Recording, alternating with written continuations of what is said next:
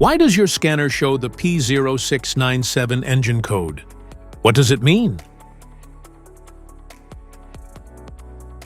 P0697 is a diagnostic trouble code for sensor reference voltage C circuit open. P0697 engine code indicates that the engine control module or other supporting control module has detected a fault with the sensor reference voltage C circuit.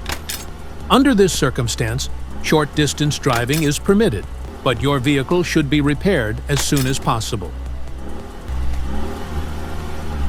So what causes this imbalance here are the most common culprits.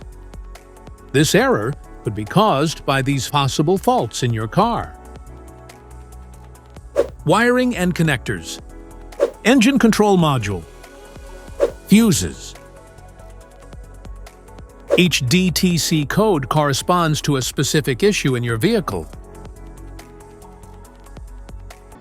This error code can appear in any vehicle with an OBD2 system, which includes vehicles manufactured since 1996. It is commonly found in Chevrolet Malibu, Ford Explorer, Mazda 3, Toyota Corolla, and Ford Taurus. If you want to fix this error code, let us know in the comments section. We will definitely make the video on your demand.